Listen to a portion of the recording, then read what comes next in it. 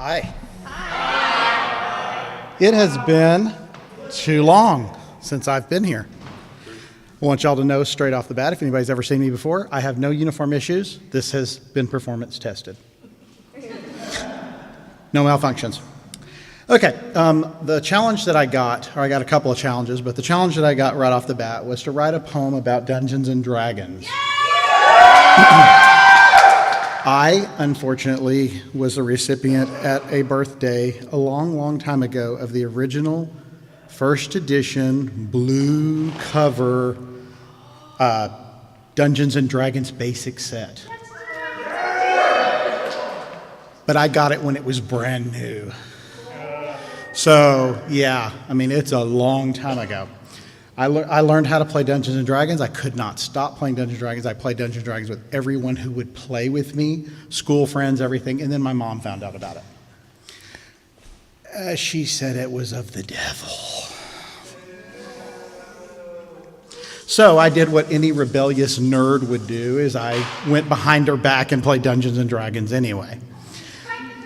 And then she found my monster manual and my player's handbook and my DM's guide, and the DM's guide had like a devil on it. Anybody raise their hand if they've ever been to a D&D BQ? Because my mommy took my books and put them in the barbecue pit and sacrificially burnt them. But I kept playing D&D anyway. So, we'll see if that had any effect on me as a human being later on down the road. Anyway, poem about Dungeons and Dragons. I have never played a game of Dungeons and Dragons that I didn't play with a bunch of friends and that it didn't go on for way too long and that we didn't get way too crazy. And so I decided that since all of you here are my friends, I'm going to include you in this poem about Dungeons and Dragons. Yeah! Okay, so. Do you need some dice? No. I actually thought about doing dice soundtrack, but after, about the fifth or sixth roll, I started singing money. It was just, okay, anyway. Anyway, this is called Dungeons and Dragons at the Open Stage. Some friends from Open Stage were gathered round and had a Friday free with time to kill. So since no better plan was to be found, a game of D&D would fit the bill. They knew the dungeon master would be Russ. He sat with wicked glee behind his screen. The others in the group did then discuss wicked glee. Okay. Sat with wicked glee behind his screen. The others in the group did then discuss which characters they'd choose to play the scene. Catherine swiftly swiped the role of thief. Her acrobatic ease was at the root, but if that strains your powers of belief, she also looked great in a skin-tight suit. Because costuming is important. Johnny picked a ranger straight away. He showed such skill at sniping from the wings. He wore a grin as they sat down to play, waiting for Russ to start to pull their strings. Alicia leapt into the fighter's role due to her love for really massive swords.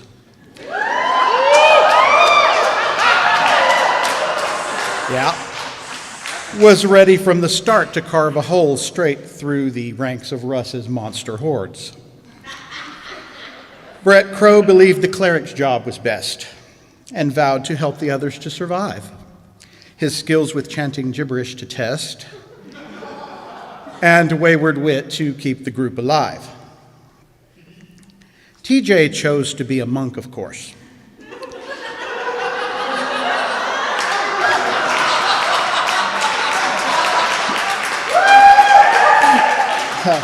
Wrapped tight in quiet competence was he, ready to use his fists and feet in force.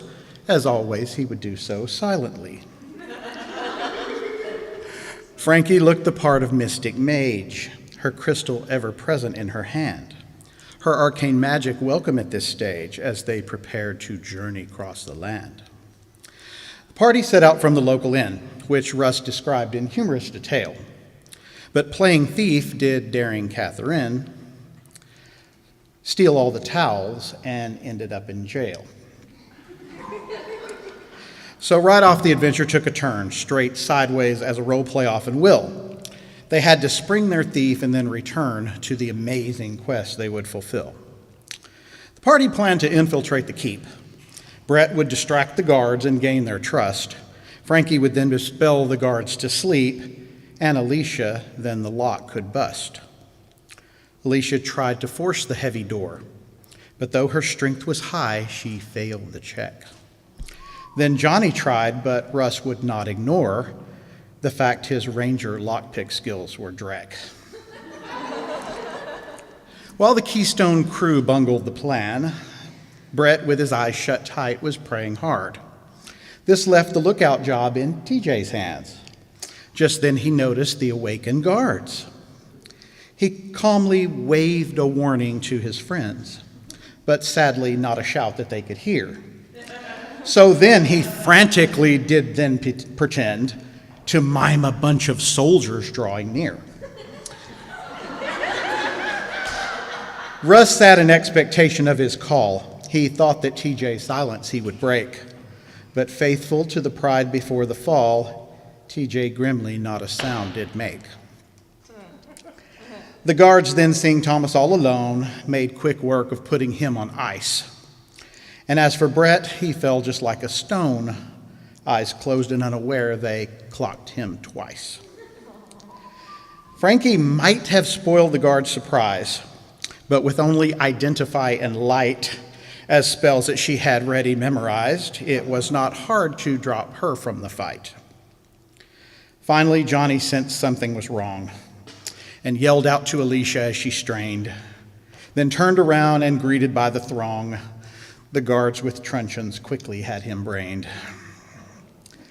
Alicia raised her hands quick as she could.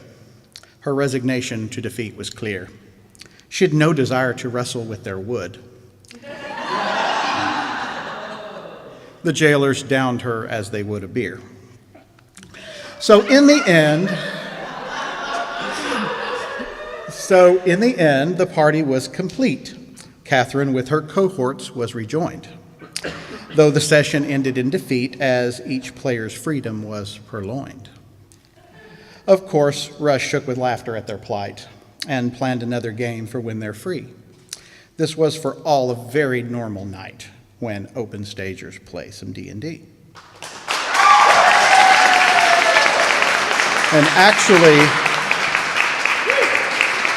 I have this little buddy here because that was a really long poem, and I honestly could not remember all of it. I tried really hard, and I just kept laughing at certain parts, and I just couldn't. But I actually wrote more than that. And I wrote it at times when I had sleep deprivation and all that kind of stuff. And so these little outtakes, I have an outtake reel. It's like a gag reel from the D&D poem with more people in it. I could never leave out Ethan. Ethan Bouchard, the happy bard, was there. He played his songs and kept them all inspired. Familiar were the tunes that he would share, but often all the lyrics were rewired. And then after last week, sweet Heather Dale, the druidess, did show. Her voice and dance brought nature to her call. No forest dangers could sweet Heather know. She smiled and wood formed around her like a wall. Very protective. Protective. Okay, last but not least, the paladin Sir Connor.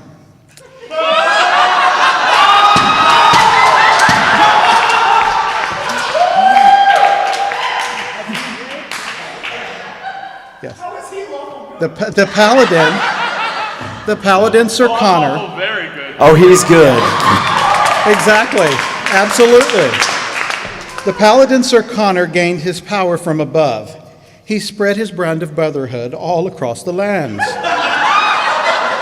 Ready at any moment there to bear his blade in love, or failing that, twice ready to perform a lay on hands.